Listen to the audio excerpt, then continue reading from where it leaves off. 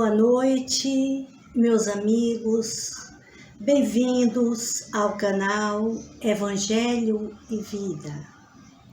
Quero neste momento agradecer a todos vocês pela assistência, pelo carinho, pela atenção que nos está sendo dispensada neste momento, como em todos os domingos que nós nos encontramos aqui.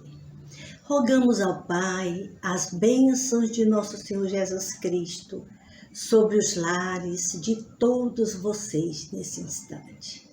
Muito grata mesmo a Deus, ao nosso Pai e ao nosso Mestre que nos concede mais esse instante de reflexão sobre os ensinamentos do Evangelho de Jesus. Hoje não podia ser diferente. O momento é um momento de alegria. É um momento diferente mesmo. Um momento muito especial. Quando nós colocamos lá aos pés do monte, podemos estar certo.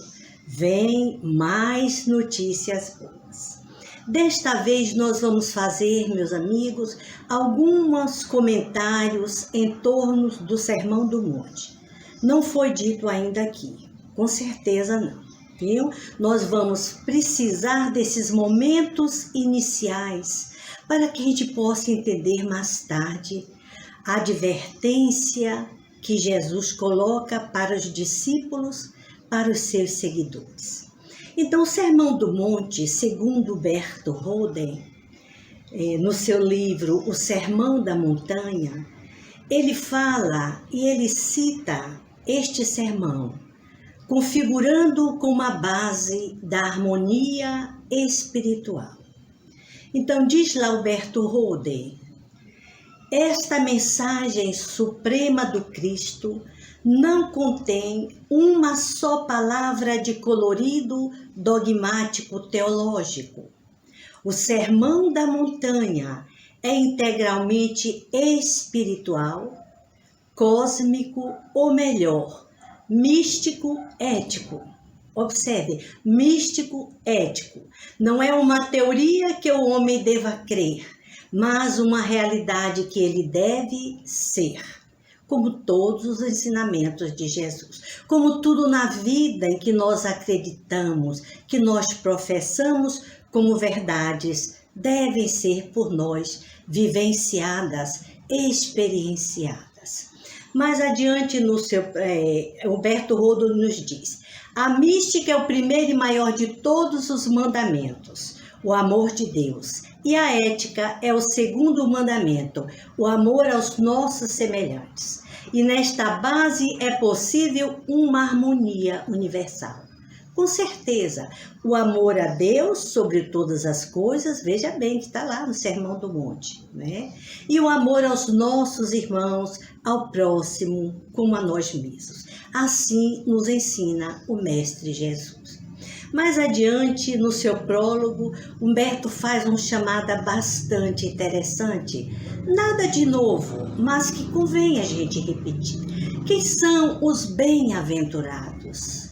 Observe que Jesus falou tudo isso, nos deu essa escala evolutiva das virtudes dos céus, para logo mais embaixo ele fazer as recomendações mais detalhadas. Então diz, quem são os bem-aventurados?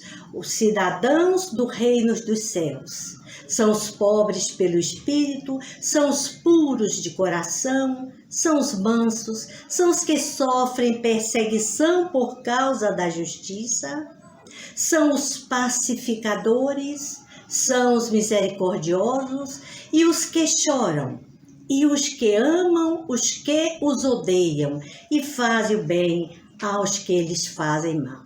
Mas que profundo, que beleza de ensinamentos. Será que nós estamos preparados para este enfrentamento glorioso?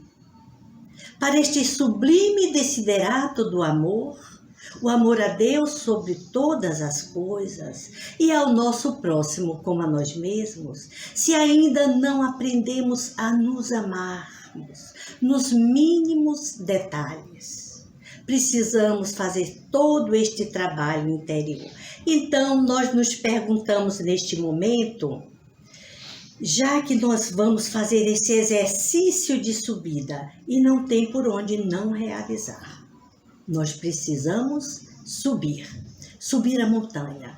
Então, por onde começar este processo de iluminação interior, de elevação espiritual? Por onde começar este caminho da felicidade? Esta fé que só pode ser vivida em Deus.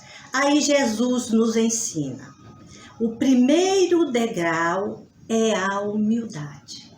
Nós precisamos primeiro passar por esse estado, esse processo de atitude mental, de estado emocional e deixar-se umidificar em Deus.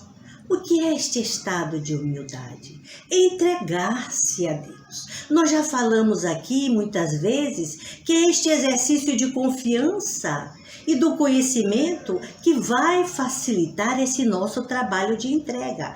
Então nós vamos ver que ouvir Deus é ouvir Deus. Será que nós estamos sendo capazes? É muito importante que aqui neste Sermão do Monte a gente passe a pensar em que momentos eu paro para ouvir Deus. Quando os pensamentos são tão inquietos, acelerados, então é preciso ouvir Deus. A vontade de Deus obedecer e não controlar a vontade de Deus. Vamos observar que este aqui é um ponto bastante crítico. Nós estamos todos os dias querendo controlar a vontade de Deus. Ai, meu Deus, que isso nunca chega. Ai, meu Deus, que não acontece. Onde está Deus que não me ouve? Onde está Deus que não me vê? Quando é que Ele vem? Quando é que Ele vai fazer justiça? Não é por aí que a gente faz? Então, esse é um processo delicado que nós precisamos tomar consciência. Consciência dessas atitudes mentais. Então, o que é que vai acontecer? Em vez de nós entrarmos no estado de serenidade, nós vamos entrar no estado de ansiedade. Ansiosos pelo que poderá acontecer ou não amanhã, talvez. Ansiosos pelo momento que não passa, que está demorando a passar. Ansiosos por coisas que nós não temos ainda o controle em nossas vidas. Esquecemos de viver o momento presente, permanecemos ansiosos e o que é que acontece? Nos distanciamos de Deus e dessa virtude maior que é o primeiro degrau de subida, que é a humildade. Entregue-se, entrega, confia e agradece.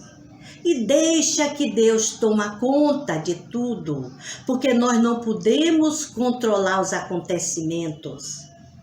Nós não podemos controlar as leis divinas que são imutáveis. Então vamos precisar ficar atentos e prestarmos bastante atenção nesse ponto capital das nossas reflexões da noite de hoje. Então nós vamos ver que serenidade versus ansiedade. Aí nós escolhemos. E nós vamos escolher sabendo como é que nós vamos escolher. Nós já vimos que a ansiedade não leva a nada, a não ser a doenças, estados depressivos, pressão alta, dores de cabeça, e a gente fica inquieto, a ausência do sono reparador. E aí vamos para a medicação, mas é preciso que a gente comece a trabalhar o mal pela raiz. Pela raiz. Isso é que é importante. Então, diz mais ainda o Berto Roden, no dia e na hora que a cristandade resolver aposentar as suas teologias humanas e proclamar a divina sabedoria do Sermão da Montanha como credo único e universal, acabarão todas as dissensões, guerras de religião e excomunhão de hereges e dissidentes. Diz mais ainda, chamando-nos a atenção. Isto supõe que estas máximas de espiritualidade sejam experiencialmente vividas e não apenas intelectualmente analisadas.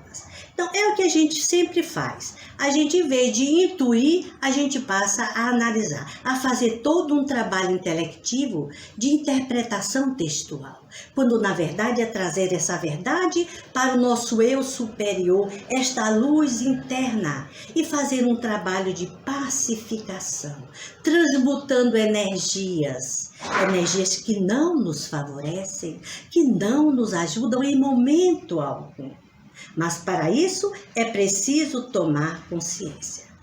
O que o divino, o que o Nazareno disse nessa mensagem suprema do seu evangelho, olha, observe o que ele diz. Mensagem suprema do seu evangelho representa o patrimônio universal das religiões, não importa. Todas as religiões reverenciam as verdades sagradas libertadoras que o Mestre de Nazaré nos trouxe. Então nós vamos ver. Para além de todo inteligir, está o intuir, que é uma vivência íntima. É isso aqui que nós vamos agora nos apegar. Inteligir está o intuir. Então, o que é o intuir? A intuição é uma vivência íntima. Então, se o inteligir está o saber, que é o saborear, no intuir está mais a vivência experienciada intimamente. Nós não vamos transferir, porque nós não vamos chegar a conclusões nenhuma. Lembre-se lá da estrada de Emaús, o que as mulheres disseram, que viram Jesus, mas era preciso que eles vissem, que eles tivessem uma experiência pessoal com o Cristo. Isto aí é notório. Isto aí é fato que nós podemos considerar como verdades libertadoras. Ninguém vai nos dizer o que é preciso fazer através das experiências deles. Podem nos apontar caminhos, podem nos dar até sugestões, mas nós precisamos caminhar com os nossos próprios passos. Enfim, diz lá o Evangelho, em última análise, o homem só sabe aquilo que ele vive e o que ele é. Foi o que nós acabamos de colocar aqui, né, meus amigos? Então vamos com paciência, porque hoje nós vamos para um chamado. Só que depois que Jesus fez esta preleção maravilhosa, que indicou para nós este caminho da felicidade, esta fé que dá prazer.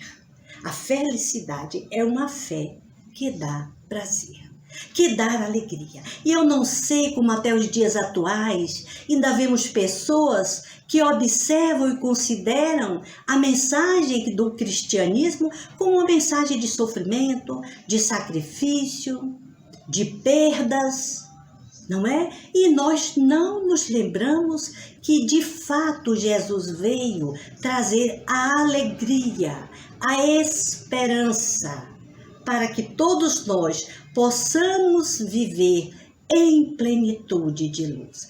Esta é a mensagem do cristianismo. Não é a mensagem de cruzes, de catacumbas, de sofrimentos. Não, não é por aí. Vamos ficar atentos e vamos precisar rever todas estas nossas crenças, que são crenças limitantes.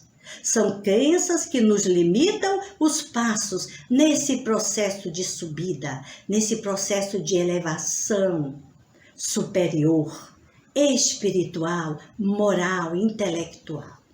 Então, vamos ver que a felicidade é para todos nós. Mas Jesus vai junto, quando ele termina de fazer todas esse sermão maravilhoso, ele chega mais perto, está lá no final do monte das suas preleções e diz para os seus discípulos, fala sobre dar a outra face, fala sobre muitos outros comportamentos que precisam ser observados. Mas este aqui, meus irmãos, este toca a fundo em nossa alma. Esse é como se diz, mexe, dói no ego, porque é uma advertência e nós precisamos estar atentos. Quando ele diz, vós sois o sal da terra. Vós sois o sal da terra. Se, porém, o sal tornar-se insosso, com que se salgará? Para mais nada presta. Observem o veredito. Para mais nada presta, senão para ser lançado fora, ser pisado pelos homens, ser moído. É aquilo, pisa, é o domínio para a variação, para a verificação. Então, vamos precisar ser sal, que ele diz mais ainda. Vós sois a luz do mundo. Não se pode ocultar uma cidade situada sobre o monte, nem se acende uma candeia, colocando-a debaixo do módio, do alqueire, mas sobre o candeeiro. Assim ilumina todos que estão na casa. Da mesma forma, brilha a vossa luz diante dos homens, para que vejam as vossas boas obras e glorifiquem ao vosso Pai que está nos céus. Meus amigos, esse aqui é fundamental. Observe a comparação com o sal. Nós temos aqui duas figuras alegóricas, o sal e a luz. Ora, naquela época de Jesus, o sal era muito importante. O sal era valioso, é um mineral valiosíssimo. Os soldados eram pagos com sal. Imagine a preciosidade que simbolizava o sal. Então, o sal tinha esta qualidade, porque nós sabemos, de conservar, de dar conservação, de evitar a putrefação, o apodrecimento. Aí nós vamos ver que este sal, lá no tempo de Jesus, ele não era jogado fora. Quando ele perdia as suas qualidades, olha que Jesus está se deparando neste ponto, para que fique bastante entendido. Então, o que é que os sacerdotes faziam? Recolhiam o sal, aquele sal grosso, pedra, que perdia a sua qualidade, e eles armazenavam. Quando chegava no tempo da neve, todo este sal era jogado sobre a neve, a fim de derreter a neve, e virava lama. Então, em cima desse comparativo, pisar para que os homens pisem. Veja bem, quando o sal perde as suas qualidades, o que é que Jesus pode estar querendo também nos ensinar? Ainda que os nossos raciocínios sejam imperfeitos, mas que são úteis. É que quando nós perdemos essas qualidades de verdadeiros cristãos, que devem testemunhar os ensinamentos recebidos, nós vamos nos tornarmos como o sal. Quer dizer, jogado, açoitado nas estradas para que seja pisado. O que é se pisar? Moído, todo tipo de humilhação, todo tipo de sofrimento, no momento em que não aprendemos a testemunhar a verdade que é Deus em nós. No momento em que não nos identificamos com Deus, como filhos de Deus, e nos deixamos contaminar, perdendo aquelas qualidades do sal de preservação. Então, é muito importante que a gente veja as diversas aplicações para ver o que é que o discípulo de Jesus deve ser no mundo. Um elemento para preservar a corrupção. A corrupção. Não é isso? Para que a nossa sociedade não se corrompa, mas com que ele vai fazer isso? Por isso que nós vamos ver associado o sal, todo o sofrimento, todo o burilamento que aqui está, o sal no ego, são os egos humanos. O sal ainda é essa parte, essa nossa vivência humana, que nós vamos precisar trabalhar e testemunhar, já que a luz é o nosso eu superior, que é Deus em nós, que é a nossa herança divina, e essa luz não se contamina. Então, à medida que nós vamos preservando essa nossa identidade com Deus, olha lá, identidade com Deus não é ser Deus, não é controlar a vontade de Deus, é sentir-se na posse desta riqueza, desta herança divina. Nós vamos então elevando-se na subida e deixando que a luz brilhe iluminando a todos. Então, um cristão é alguém que deve brilhar através dos seus atos, dos seus pensamentos, das suas atitudes. Isto é coerência, isto é sal da terra, para que possamos igualmente nos tornarmos luz do mundo. Só que aqui temos um adendo. O sal salga, sim. Então vamos evitar aqui o exagero. Vamos evitar o excesso de sal, salga. E a ausência do sal, o que é que faz? Torna insosso, sem sabor. Então, o que é que nós podemos ponderar deste ensinamento? É que nem tanta espiritualidade, porque aí já é demais, não é? Para que a vida espiritual não se torne antipática, não é? Olha, nós já falamos aqui sobre esse patos. Antipática. Precisamos ser comedidos, cautelosos, ponderados, respeitosos, firmes como sal, não é? Ativos como sal, mas sem nos deixar corromper. Então, o que é que nós vamos ver? Os proselitistas religiosos. Não estamos aqui para fazer proselitismo religioso, para chamar ninguém para a minha aldeia. O que é isso?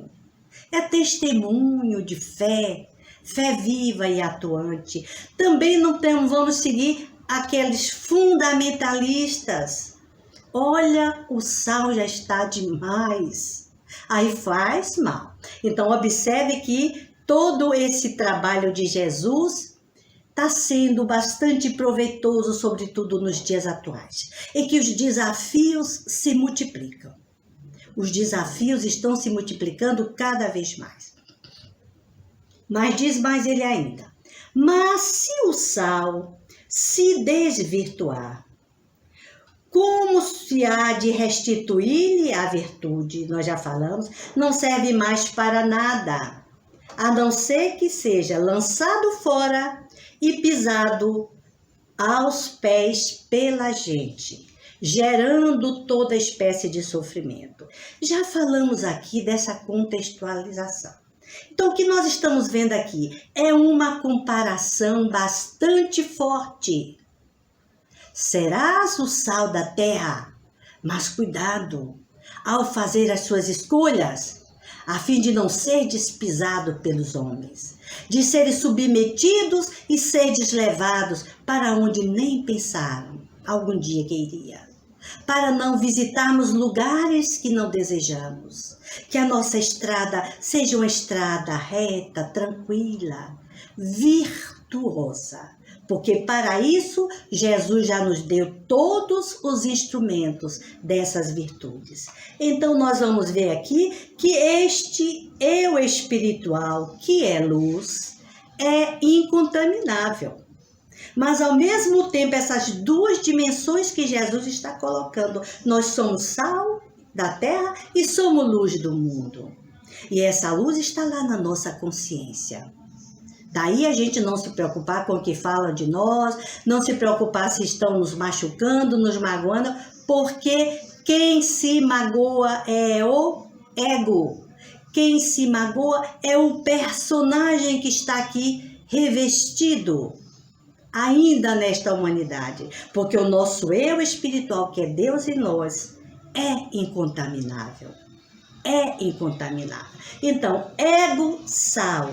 Eu, luz. Vamos trabalhar com essas duas dimensões evolutivas para chegarmos no ponto mais alto da montanha, onde Jesus nos espera que cheguemos um dia, Por enquanto, vamos vigiar, vamos selecionar e vamos ter o cuidado para não nos contaminarmos e não perdermos esta qualidade de sal da terra. Então vamos ver, meus amigos, que este paralelo é muito importante. O que é que Jesus diz aqui? Afirma o mestre que os seus discípulos devem ser no mundo espiritual, o que é no mundo material o sal. Fatores de preservação moral e de sabor espiritual. Que seja delicioso, que seja ameno, que seja saboroso. Que sejamos todos elementos e fatores desta preservação moral através das nossas atitudes. Então, importante, o discípulo do Cristo deve ser firme e coerente.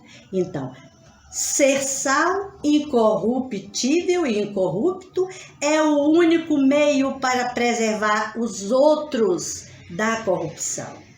Porque se você não se corrompe, se você não se deixa contaminar pelo mal, quando a gente diz mal, por aquilo que não nos faz bem, por aquilo que não é verdadeiro, que é luz, que é divino, você naturalmente contaminará e corromperá todos aqueles que lhe cercam. Que naturalmente, como você, enfraquecido, desvirtuado, se deixam envolver. Perceberam aqui a nossa responsabilidade? Então, esse sal como mineral precioso é inalterado e incorruptível, preservando ainda os corpos que com ele entram em contato. Vós sois o sal da terra, nós já vimos as citações de Mateus, agora vamos fazer aqui algumas considerações. Segundo Emmanuel, ele nos cita lá numa epístola, aliás, é uma epístola de Paulo aos Colossenses, lá no capítulo 4, no versículo 5, diz lá Paulo: que a vossa palavra seja agradável, temperada com sal, para que saibais como vos convém responder a cada um. Observem que esta resposta não vem só pela palavra, vem também pela ação. A ação diz muito mais. Então, para que saibamos, olha bem, palavra agradável, temperada com sal, com sabor, saborosa, deliciosa, para que a gente saiba como é que nós vamos, como é que nos convém responder a cada um. A cada um. Observaram aqui a advertência? Então, se uma palavra firme, que sejamos, permanente, que não mude. Então, é como nos diz Jesus, seja coerente. Seja o teu sim, sim. Seja o teu não, não. Isso é coerência. Seja o teu sim, sim. Seja o teu não, não. Então, firmeza, palavra dada, palavra cumprida. Enfim, não percamos nunca a identidade de filhos de Deus, de filhos da luz. Jamais se contaminará essa luz. Enquanto estamos no mundo, observemos, não somos do mundo. Estamos aqui para temperar. Estamos aqui para atuar como sal da terra. Firmes, coerentes. E diz mais, e é este, olha bem, e é este território de passagem, chamado mundo, e a ilusão do ego que devem ser vencidos. Perceberam, meus amigos? É a ilusão do ego, a doença é a ilusão, a tristeza é a ilusão do ego, que muitas vezes se fantasia de euforia para mostrar uma falsa alegria.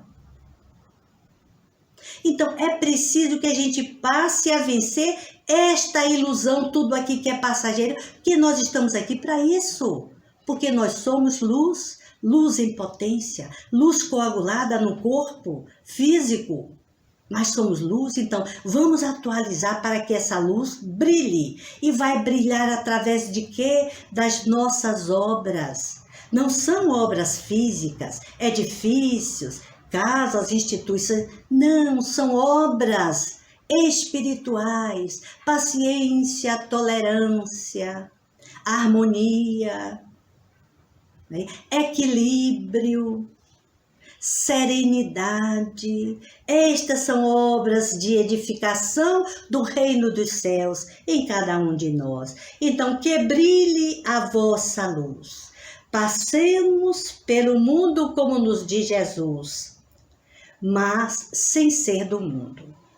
Será que dá para entender esta mensagem? Olha, a gente observa aí, quanta gente está aqui no mundo e vai embora e sai. É porque não é do mundo, senão ficaria eternamente, né? Eternamente. Então, passemos pelo mundo sem ser do mundo, ainda é a melhor forma de não se contaminar, umidificando-se em Deus, através do exercício da humildade. Nos entreguemos a Deus, meus amigos. Mas é para se entregar mesmo de verdade, com confiança, sem esta ansiedade de querer controlar tudo e todos, fazendo a parte que nos cabe, porque só Deus permanece, só Deus é a verdade e a luz, e só Ele permanece para todos sempre. E que Deus nos abençoe a todos nesses instantes, meus amigos. Que Deus abençoe e proteja todos os lares aqui representados. E que nos dê a força de permanecermos sempre sendo este sal da terra, tendo todo o cuidado para não nos contaminarmos, para sermos estes elementos de preservação moral e espiritual. E como luz do mundo, vamos deixar que brilhe esta luz. O cristão veio para brilhar, para ser feliz. Isso é tudo, isso é tudo. Que Deus nos abençoe. Vamos passar agora para o momento da prece de irradiação. Por enquanto estamos fazendo este momento de oração com uma visualização. E quem olhar para a tela, nós vamos ter lá um descansador de tela. Façam como vocês desejarem. Nós estamos seguindo já umas 3 vezes seguidas, mentalizando pessoas doentes em casa. Depois que você ajudar os doentes, mentalizando, dando o seu passe à distância.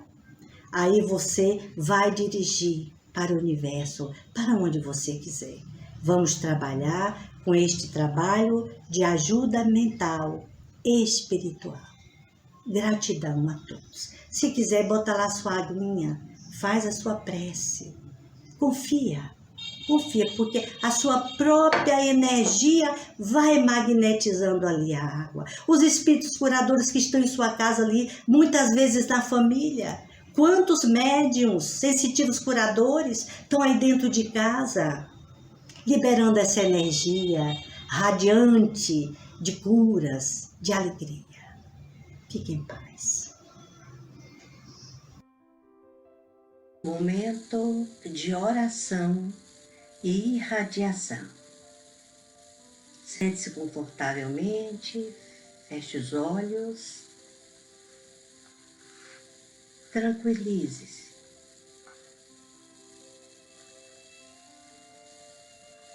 Sinta as vibrações amorosas de Nossa Mãe Maria Santíssima, neste momento, chegando ao seu lar.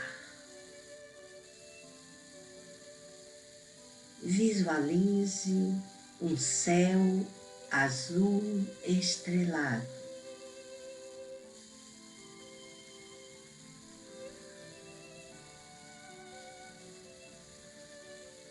Sinta essa luz descendo através do teto, penetrando pelas paredes, percorrendo todo o ambiente e aposentos da sua casa. Tudo é paz. Tudo é paz. Paz. Fixe agora a sua atenção na cor do azul. Azul do céu estrelado.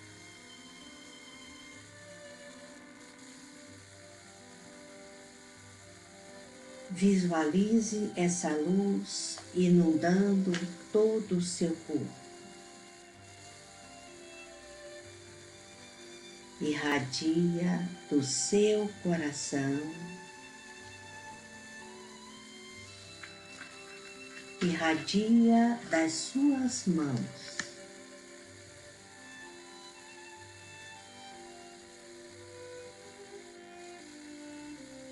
Você agora vai dirigir esse foco de luz amorosa, pacificadora, na direção das pessoas que você deseja ajudar. Pense em cada pessoa que você deseja ajudar.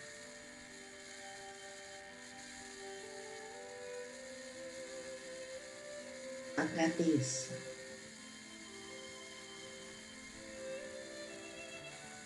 Vamos envolver nesse instante os doentes nos leitos dos hospitais.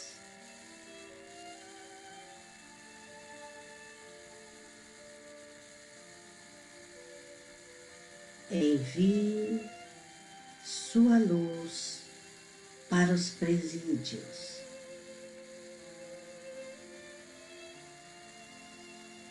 E deixe que esta luz continue irradiando.